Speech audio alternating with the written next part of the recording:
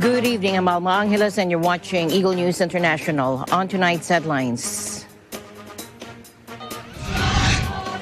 Celebrations in the streets as Ukrainian troops enter Kherson, and after Russian retreated, a major setback for Russian President Putin's forces. Ukrainian President Volodymyr Zelensky declares Kherson ours. After initial visual inspections, NASA said that its new Mega Moon rocket apparently suffered no major damage after Hurricane Nicole hit Florida. The World Economic Forum founder and executive chairman Klaus Schwab today invited President Marcos Jr. to the WEF in Davos, Switzerland on January 16 to the 20th next year. And INC's Worldwide Care for Humanity has reached the Special Administrative Region of Macau. Kit Wong will give us an update.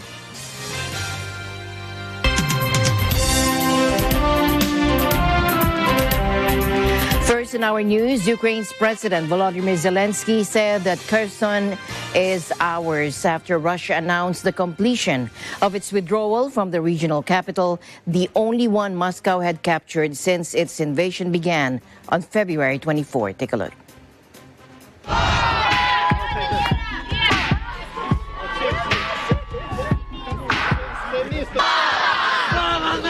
Всего выведено свыше 30 тысяч российских военнослужащих, около 5 тысяч единиц вооружения и военной техники, а также материальное имущество.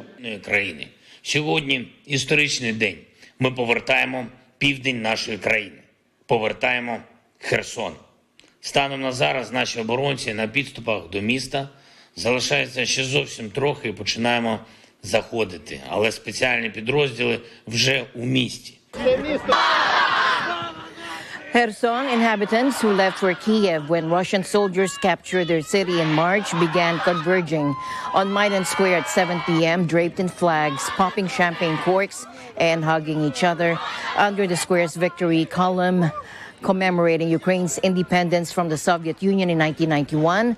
Kherson's displaced residents belted out the national anthem in unison and wiped their tears. Then they chanted the numbers of the 1st Ukrainian Army Brigades to enter Kherson, the first major urban hub to fall to the Russians and the first to be taken back.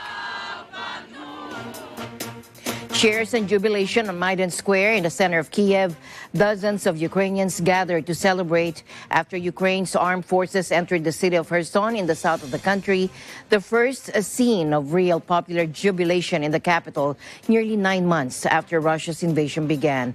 Many residents of Kherson who fled Russia's army rejoiced at the prospect of their returning, including one girl, Stefania, who wishes to be reunited with her beloved little fox toy. Take a look.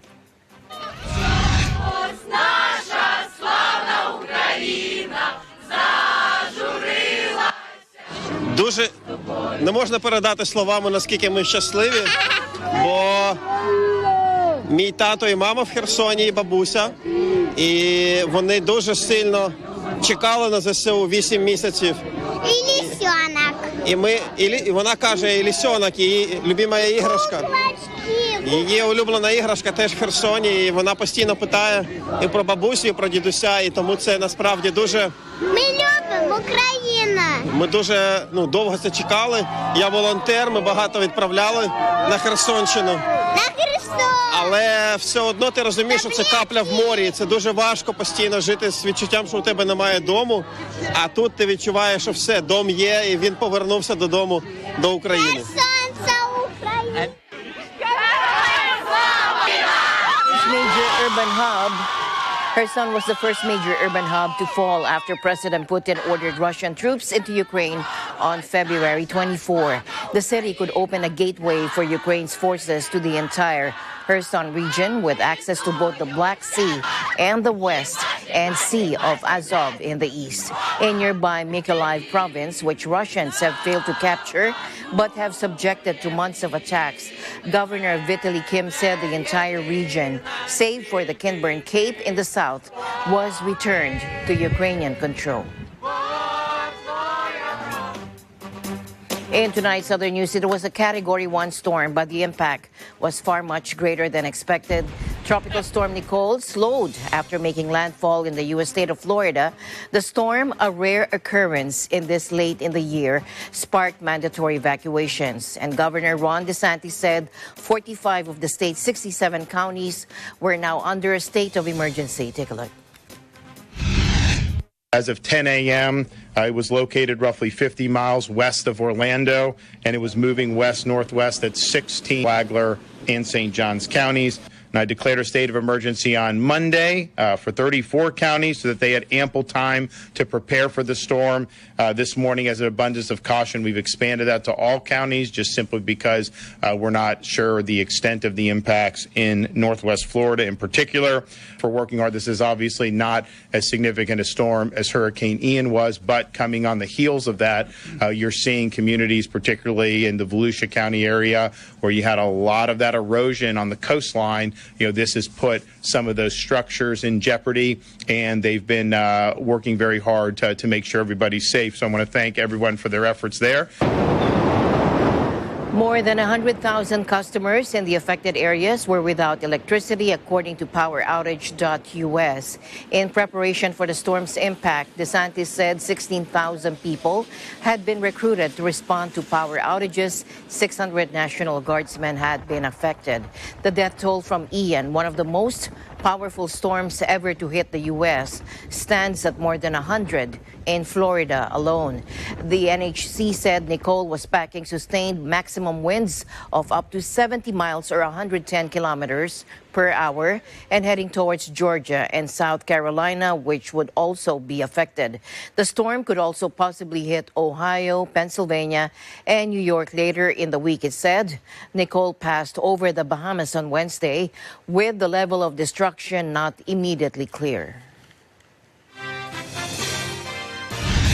Meanwhile, NASA said it plans to attempt its long-delayed uncrewed mission to the moon as scheduled next Wednesday after inspections revealed only minor damage from Hurricane Nicole's passage through Florida. Jim Free, a senior official at the U.S. Space Agency, told journalists there was nothing preventing a launch on that date, and he said that NASA teams had managed to access the launch pad on Thursday.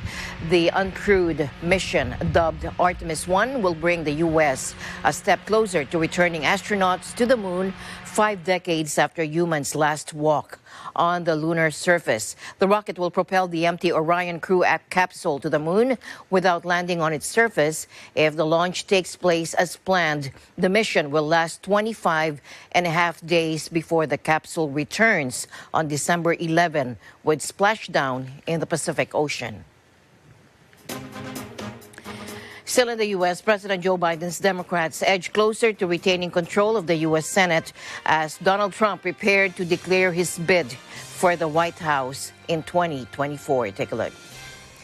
Democratic Senator Mark Kelly won re-election in Arizona.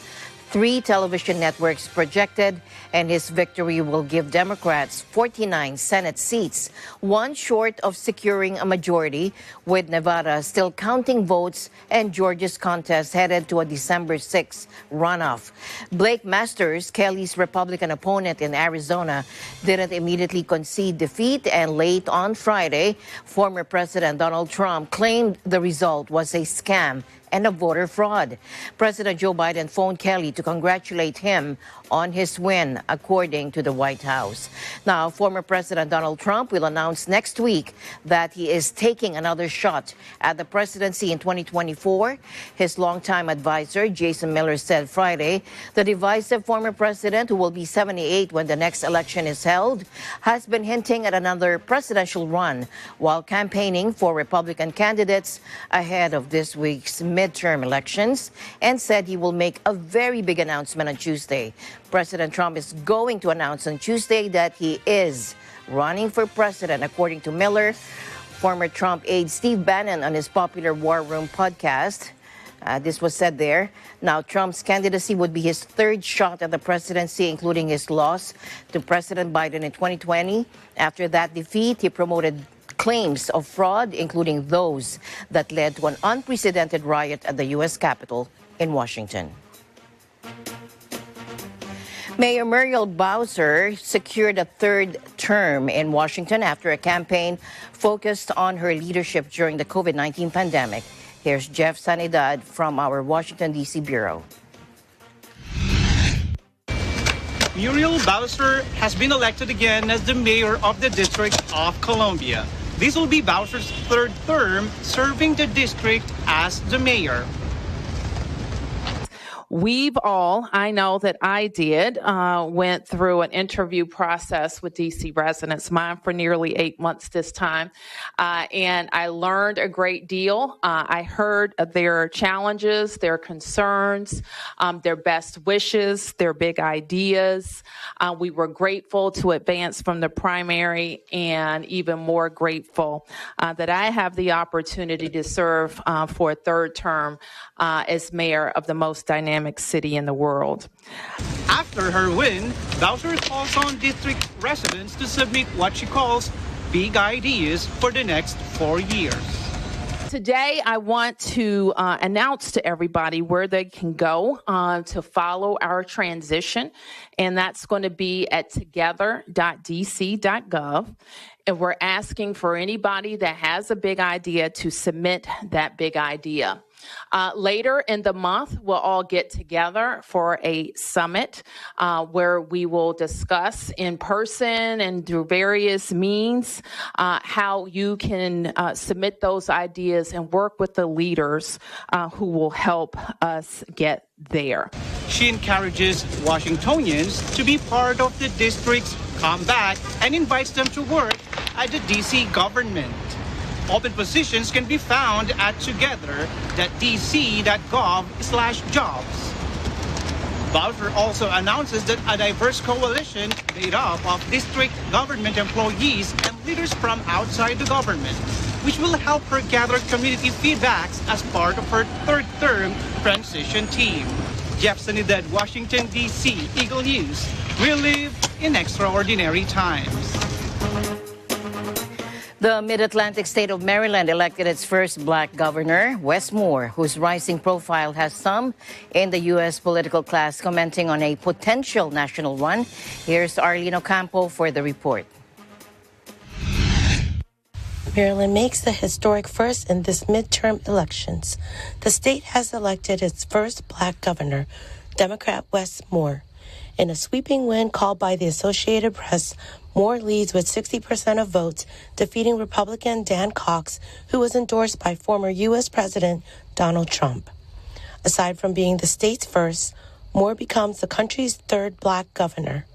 We said that this is going to be an administration that looks like the state of Maryland. That this was going to be an administration that was going to be transparent, that this was going to be an administration that was going to be inclusive. And today we are proud to announce that that commitment and honoring that commitment, it starts now. Winning the state's top position adds to Moore's list of accomplishments. The 44-year-old is a combat veteran, best-selling author, and business owner. Moore says no matter your start in life, you deserve an equal opportunity to succeed, a job you can raise a family on, a future you can look forward to. Arlene Ocampo, Fort Washington, Maryland, Eagle News. We live in extraordinary times. With 211 seats so far, Republicans appear poised to secure a slim majority in the 435-seat House of Representatives. Control of the Senate, however, may come down to a December 6th runoff in the southeastern state of Georgia. Let's take a look.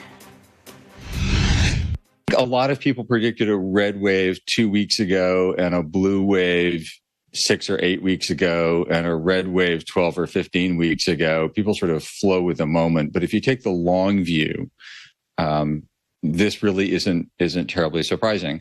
I think but for the Dobbs decision, but for the Supreme Court taking away women's right to choose, it would have been much, much worse for the Democrats. The Republicans are underperforming a little bit. And I think that's probably the result of a number of factors. The Dobbs decision taking away women's right to choose. People are really concerned about the strength of our democracy and candidates attacking democratic values, but also local issues, what's going on with schools and roads and COVID response and all the rest of it. This is a pretty typical election. The president's party loses seats in the midterm elections almost always. Occasionally that doesn't happen, and those are really unusual circumstances.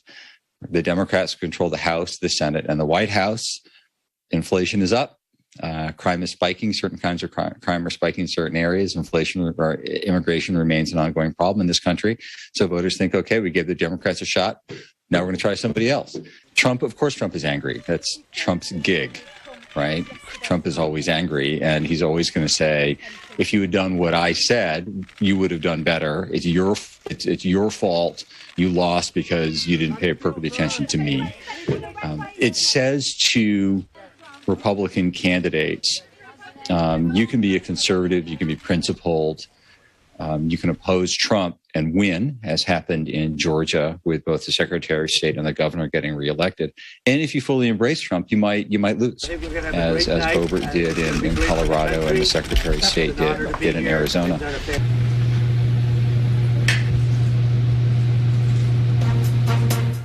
Now, in the U.S., some states are deeply divided politically, and this is where the midterm elections are played. Let's take a look.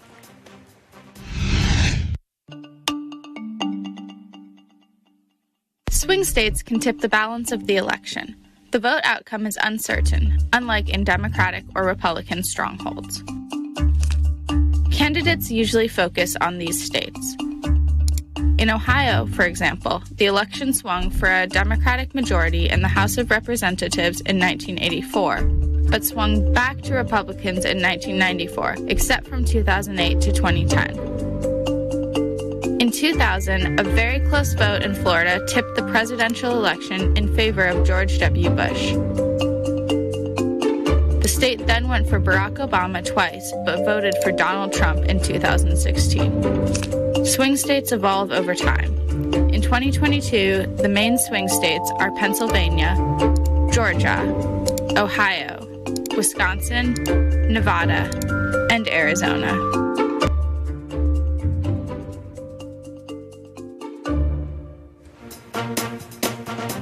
A shooting that sent 4 people to hospital and another gun-related incident forced thousands of students at 2 Montreal area colleges to go into lockdown. At 5:30 p.m. local time, gunshots rang out at a park across the street from Montmorency College in the Montreal suburb of Laval, according to police spokeswoman Genevieve Major. Now, 4 people who had been shot sought refuge in the college and were later taken to hospital with non-life-threatening injuries. The college, which is attended by nearly 10,000 students and faculty, remained locked down in the evening as police swarmed the area in search of the shooter. Mayor Stefan Boyer tweeted that a police operation was underway, while television footage showed parents of students crowding the roads around the college after they rushed to the scene. Earlier, a 19-year-old man wearing a bulletproof vest was arrested at a junior college 40 kilometers south of Montreal and charged with allegedly uttering threats. And we'll give you more updates as we follow this developing story. And the news continues here on Eagle News. We'll be back.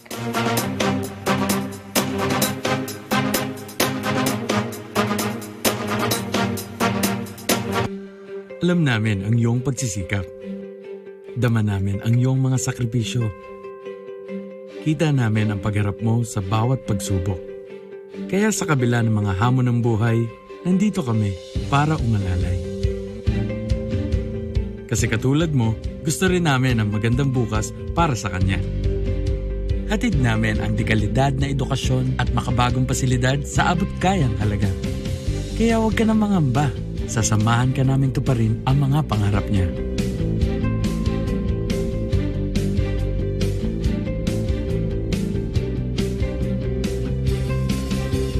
Maaasahan mong sulit dito ang mga pinagsikapan mo. Sa aming mga makabagong pasilidad at sistema ng edukasyon. May lalabas natin ang aking talino at mga kakayahan niya. Kahit sa munting halaga, makakasiguro ka na makakasabay siya sa mabilis na pag-ikot ng mundo. Sa New Era, karamay mo kami sa bawat hamon. kaagapay mo kami sa bawat hakbang. Kasama mo kami sa bawat ngiti at tagumpay.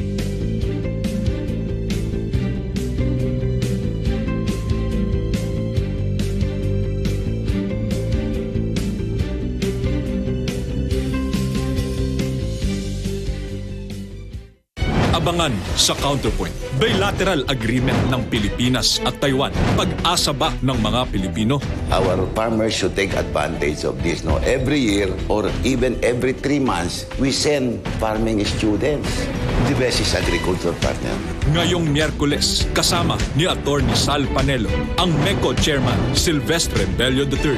Sa Counterpoint, tuwing Miyerkules alas 10:30 ng gabi, dito sa Net25.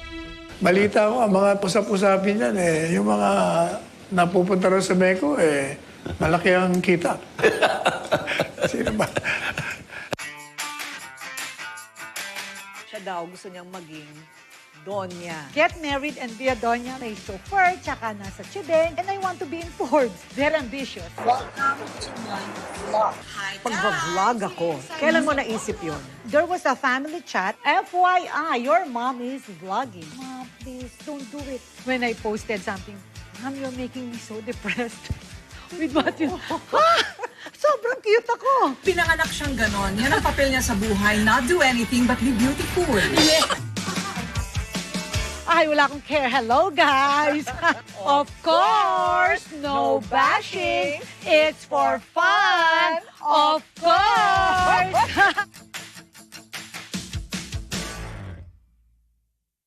Dear Bossling, may kilala po ba kayong tao na parang ipinaglihi sa sama ng loob? Yes! Gusto mo sa ibang restaurant ka na kaya kumain, ha? Arte mo! Kung ba nagpakahirap ako para lutuin yan pagkatapos pipintas-pitasan mo lang? You have no right na pagtaasan ako ng boses! Ay, hindi! Hindi ba ito mataas? Ganun na rin yun eh. Pati ba sa nakaka-relate ka sa kanya? May sinasabi ka na rin. Hindi. Wala. Love, Bosleng, and Tali. Tuwing linggo, alas 6 ng gabi dito lang sa Net25. Panalo tayo pag together, walang talo pag together. Let's get together sa Net25.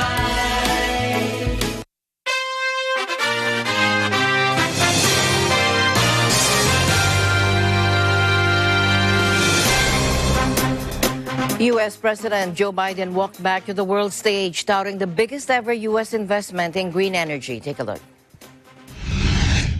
Look, our Department of Energy estimates that the new law will reduce emissions in the United States by about 1 billion tons in 2030, while unleashing a new era of clean energy-powered economic growth.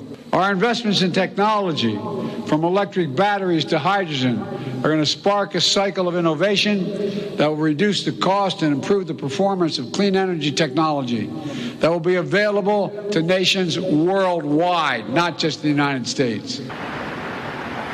On the hunt for the methane super emitters, U.S. President Joe Biden unveiled a plan to plug oil and gas leaks and tighten regulation as several global emitters vow to step up efforts to slash pollution of the powerful greenhouse gas. Methane released from the oil and gas, waste, and agriculture sectors, as well as through natural processes, is responsible for roughly 30% of the global rise in temperatures to date.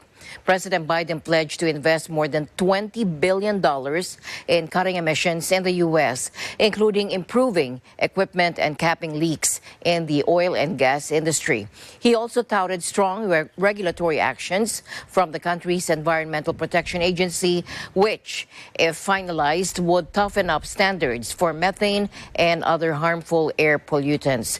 Now, this was especially from super emitters, he said, referring to a program that would require operators to respond to credible third-party reports of high-volume methane leaks. Earlier this week, the newly launched Trace Satellite Monitoring Project said the top 14 largest emitters are all oil and gas extraction sites. And of those, the biggest emitter on the planet is the Permian Basin in Texas, one of the largest oil fields in the world, according to former U.S. Vice President Al Gore, a project founder. However, activists around the world are saying world leaders, including America, is not doing enough. Take a look. The United States has taken some important steps forward, including the passage of this law to cut its emissions. But unfortunately, although President Biden last year committed to $11.4 billion in climate finance for low-income countries, they've failed to provide anything near that so far. So they repeatedly have fallen short on their climate finance commitments.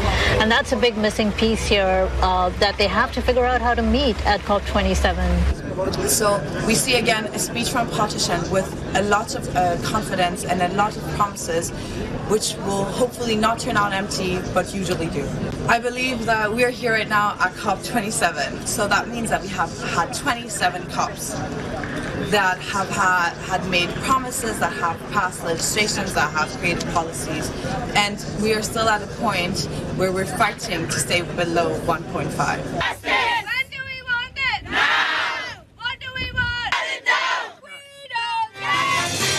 Going now to Asia, the Myanmar crisis dominated the first day of a gathering of the Association of Southeast Asian Nations regional bloc in Phnom Penh. Leaders from ASEAN decided on Friday that the bloc should ensure there were measurable indicators and a specific timeline for implementing a peace plan agreed with Myanmar's junta after little progress. And the bloc's foreign ministers had agreed to engage Myanmar opposition groups, a plan slammed by the Myanmar junta. Crystal Ann Ballesteros reports from Phnom Penh. Southeast Asian leaders agreed Friday to engage Myanmar opposition groups as they seek ways to quell the country's escalating bloodshed, which has seen thousands killed in clashes since last year's coup. ASEAN agreed upon a 5-point consensus peace plan with Myanmar in April last year, but the junta has so far ignored it, and the bloc has struggled for months to come up with ways to enforce it. In a 15-point statement trashed out over 2 days of difficult talks among foreign ministers, the bloc agreed to engage all stakeholders soon. Engagement would be done in a flexible and informal manner, primarily undertaken by the special envoy of the ASEAN chair on Myanmar. The leaders' statement said, "This will likely involve meeting representatives of Myanmar's National Unity Government, a self-declared parallel body dominated by former lawmakers from Suu Kyi's party." The ASEAN leaders reaffirmed that Myanmar remains an integral part of ASEAN. Member pa rin ng ASEAN ang Myanmar. And then concerning the representation of Myanmar in ASEAN meetings, it maintains that non-political representation of Myanmar to the ASEAN summits and the ASEAN foreign ministers will continue, but they task ASEAN again through its ASEAN Coordinating Council to further review Myanmar's representation at ASEAN meetings if the situation so requires. The junta condemned its exclusion from the summit as one-sided and malicious and rejected moves to engage with opposition groups. Earlier this month, Singapore's Foreign Minister Vivian Balakrishnan warned that the Myanmar military had a very high tolerance for pain, very high tolerance for isolation, and the crisis could take decades to resolve. Addressing ASEAN leaders on Friday, UN Secretary General Antonio Guterres condemned escalating levels of violence in Myanmar. Excellencies, the political, security, human rights and humanitarian situation in Myanmar is sliding even deeper into catastrophe. I condemn the escalating levels of violence, disproportionate use of force, and the appalling human rights situation in Myanmar. Indiscriminate attacks on civilians may constitute war crimes under international law. Nobody is happy with what's happening in Myanmar.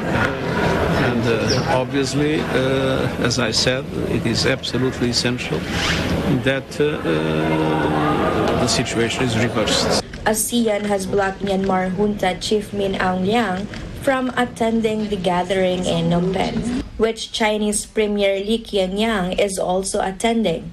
China, the bloc's biggest trading partner, has historically had good ties with the Myanmar junta, though it has voiced some unease at the ongoing chaos in the country. Western powers have heaped sanctions on the junta, and the United States has urged ASEAN to take a forceful stance to squeeze the junta to reduce violence, which escalated in recent weeks with deadly military airstrikes on civilian targets, including school and concert.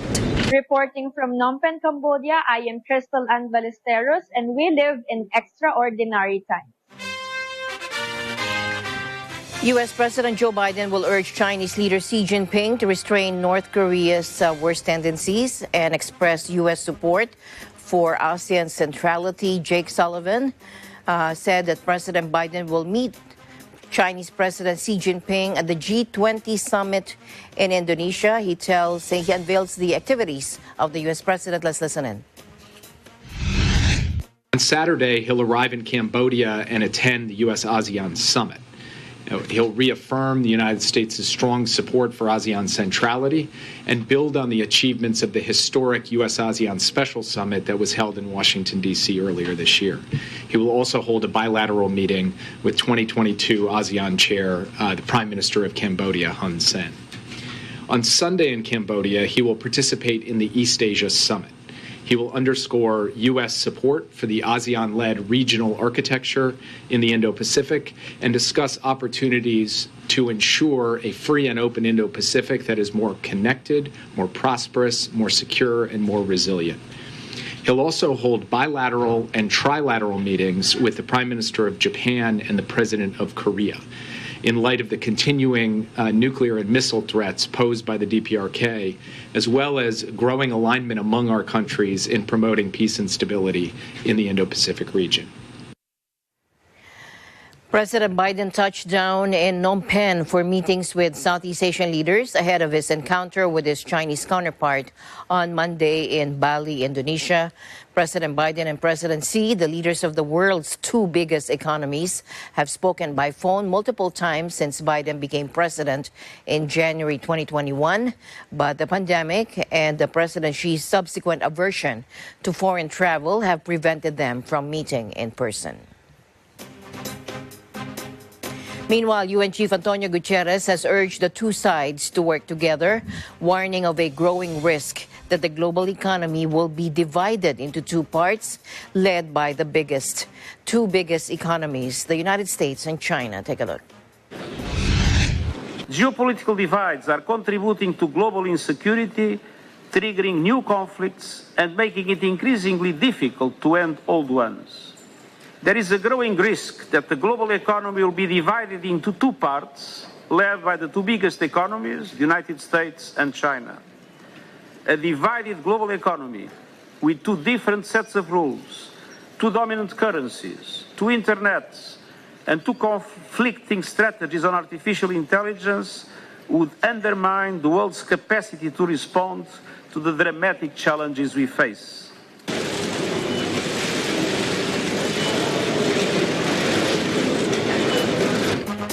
Meanwhile, Philippine President Bongbong Marcos Jr. expressed hope to explore opportunities for technological cooperation on renewable energy sources with South Korea. Crystal Ann Ballesteros reports. President Marcos Jr. expressed hope to explore opportunities for technological cooperation on renewable energy sources with South Korea. In his intervention at the 23rd Association of Southeast Asian Nations, or ASEAN Republic of Korea Summit, the president told his fellow leaders that part of healing the environment is lessening the dependence on fossil fuels. The president likewise noted that attention must be given to terrestrial biodiversity. President Marcos said the ASEAN Center for Biodiversity in the Philippines leads the ASEAN Green Initiative to plant 10 million native trees in 10 years across all 10 ASEAN member states. The president said he wants to be close partners with South Korea in this project.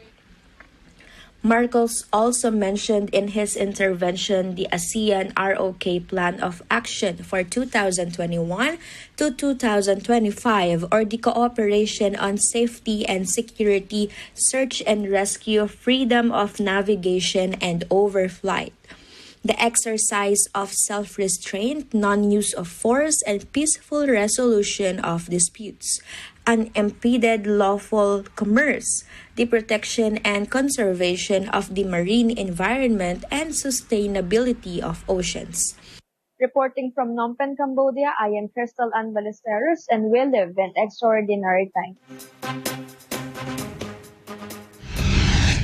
Meanwhile, the World Economic Forum founder and executive chairman Klaus Schwab today invited President Marcos Jr. to the WEF in Davos, Switzerland, which will be held on January 16 to the 20th next year. Mr. Schwab made the invitation in a breakfast meeting with President Marcos, commending the Philippine leader for the strong showing of the economy. Schwab told Marcos his attendance to the WEF serves as a good opportunity to let the global business community know about the dynamism and positive developments happening in the Philippines in a bid to attract more investors. In other news, crisis-struck cryptocurrency platform FTX has gone bankrupt in the U.S., and its chief executive Sam Bankman-Fried has resigned, it said, the latest blow in a saga that has reverberated across the digital currency landscape. Bankman-Fried issued a sincere apology Thursday, adding FTX would do everything they can to raise liquidity. FTX Group announced in a statement Friday that it filed for Chapter 11 bankruptcy proceedings, adding it has begun an orderly process to review and monetize assets for the benefit of all global stakeholders. Chapter 11 is a U.S. mechanism allowing a company to restructure its debts under court supervision while continuing to operate. This week's financial chaos at FTX has seen major cryptocurrencies, including Bitcoin, plunge. Media reports suggest FTX had needed to find about $8 billion to plug a massive hole in its finances and escape bankruptcy. The company is currently under investigation by the SEC, according to the New York Times, citing sources familiar with the matter. Now, the EU warned the Eurozone was set to fall into recession this winter as Brussels hiked inflation forecasts for 2022 and 2023 on the back of high energy prices. Europe is reeling from the economic shockwaves unleashed by Russia's war in Ukraine, which have fueled a spike in energy costs and hit the wallets of consumers around the continent. Take a look. The EU economy is at a turning point. After a surprisingly strong first half of the year, the EU economy lost momentum in the third quarter, and recent survey data point to a contraction for the winter.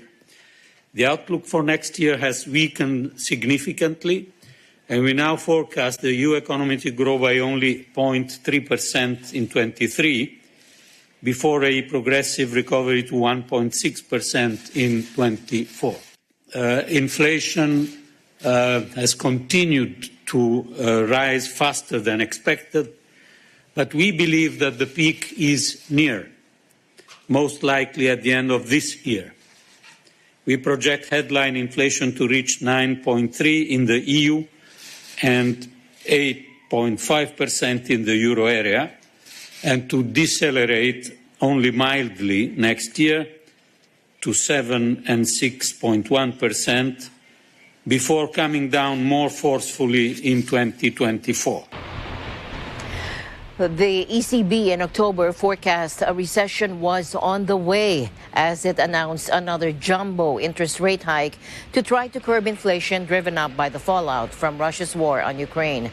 Bank President Christine Lagarde said last week that a mild Eurozone recession was looming, but would not be enough to bring down record high inflation. Mr. Gentiloni said that one bright spot remained the resilience of the EU's labor market and that there was only expected to be a moderate increase in unemployment before a decline in 2024. Meanwhile, Philippine economic growth beat expectations in the third quarter despite soaring inflation, according to officials, spurred by an increase in household spending as people get back to pre-pandemic life. Let's listen in. Ang Gross Domestic Product o GDP ng Pilipinas ay nagtala ng pagtaas na 7.6% sa ikatlong quarter ng taong 2022. Ito ay mula sa naitala na 7.0% sa parehong quarter noong nakalipas na taon. Ito ay pang-anim na consecutive quarter na paglago ng ekonomiya mula sa ikalawang quarter ng taong 2021.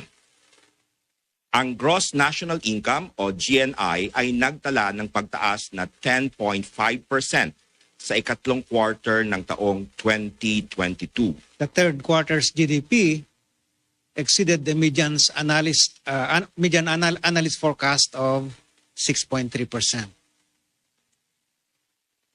This turnout puts us second in growth in the ASEAN region, behind Vietnam's 13.7%, and in front of Indonesia's 5.7%. On a seasonally adjusted quarter-per-quarter basis, our economy grew by 2.9%, signifying our solid posture against current domestic and external risk. With this, we are on track to achieving the government's growth target of 6.5 to 7.5. While these developments are remarkable, I want to underscore that our nation still faces a considerable burden in the form of high inflation due to heightened external risk in the brunt of recent typhoons. And as stated by President Ferdinand Marcos Jr., this administration's objective is to reduce poverty to single-digit levels, which requires managing inflation. Ensuring that Filipino families have an adequate food supply is our top priority. To stabilize the rising inflation and protect the purchasing power of Filipinos, especially the vulnerable sectors of the economy, the government is providing cash transfers, fuel discounts, and other forms of targeted assistance. We are also considering the extension of Executive Order Number 171, which significantly reduces tariffs on rice, pork, and corn, thereby enhancing food security while food prices remain elevated. We recognize that the more robust solution is to boost domestic agricultural production. We will do this through more investments in the food value chain and research and development to enhance farm productivity and improve the efficiency of post-harvest processes. Getting government to facilitate private investment in marketing infrastructure, including storage, transport, and logistics, is crucial to achieving durable food security.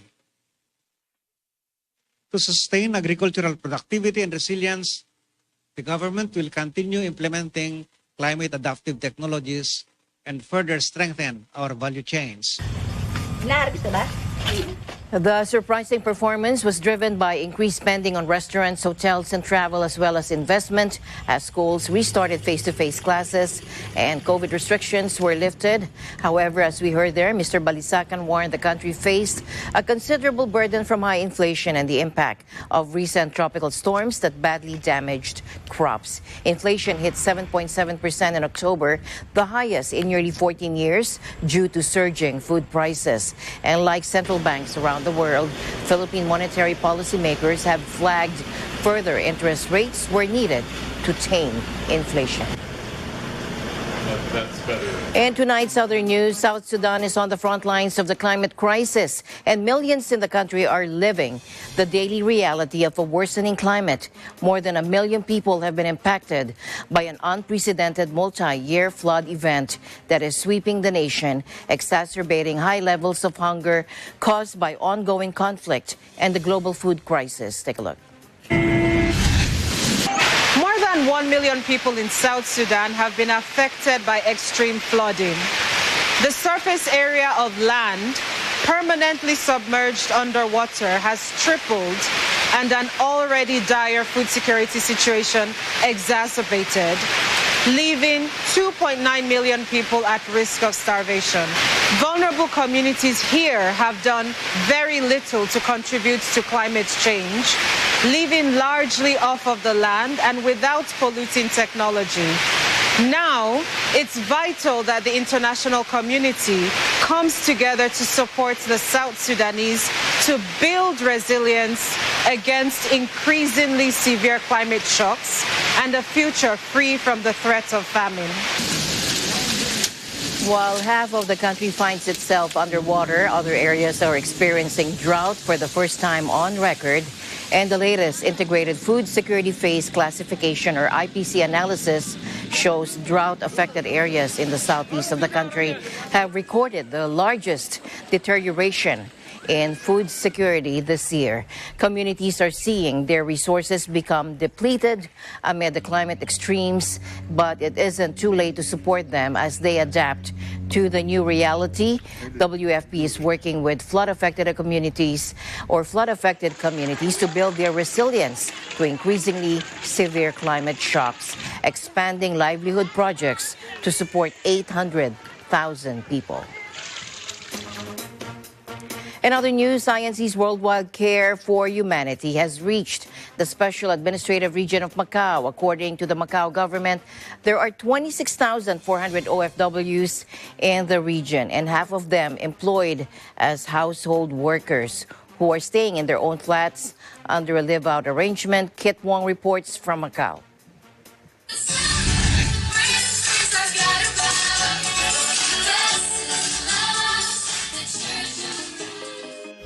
Worldwide Care for Humanity is one of the humanitarian projects of the Church of Christ.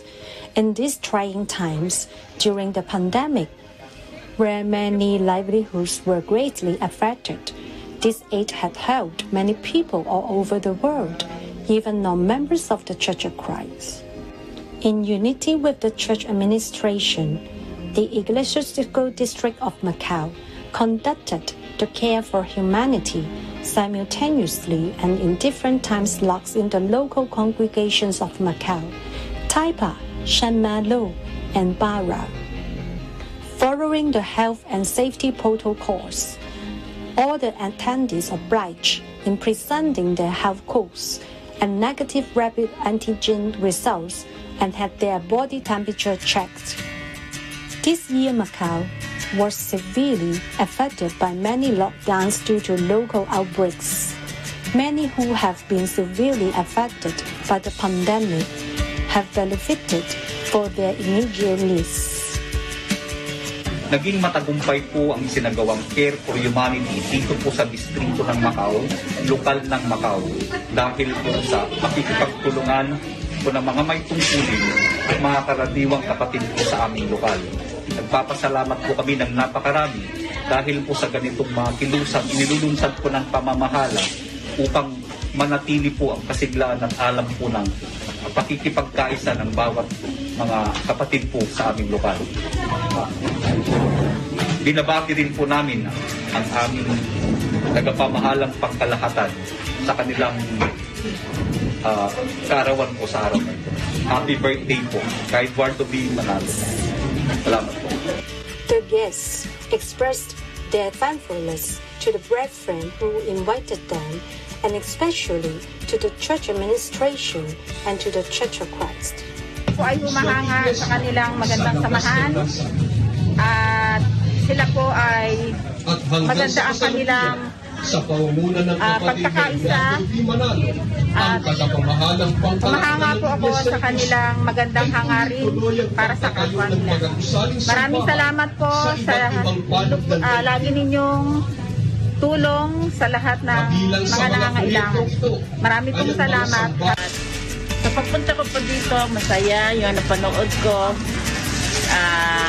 Interesting. At sa mga tao po, okay naman.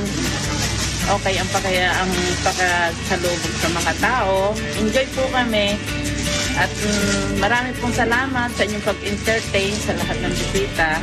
Ganon din po sa mga binibigay ninyo. Marami pong salamat at malaking tulong po yun sa bawat isa. Salamat po. The brethren in the Ecclesiastical District of Macau were all very grateful to our beloved Executive Minister, Brother Eduardo V. Manano, for always leading them to the perfection of their faith.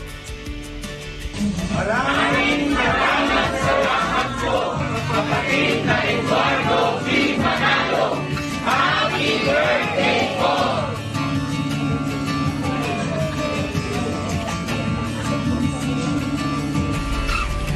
For the Worldwide Care for Humanity special coverage, this is Kit Wong reporting for Macau, and we live in extraordinary times. In tonight's other news, quarterback Nathan Rourke and the BC Lions are through to the second round of the CFL playoffs after downing the Calgary Stampeders 30-16 in the West Division semifinal. Zolty Horvath reports from Vancouver, Canada. In the first home playoff game for the BC Lions in 6 years, the Lions took down the Calgary Stampeders in the Western semifinal 30-16 to move on to the Western Championship. The Lions were spectacular in all facets of the game tonight, but let's start with the offense.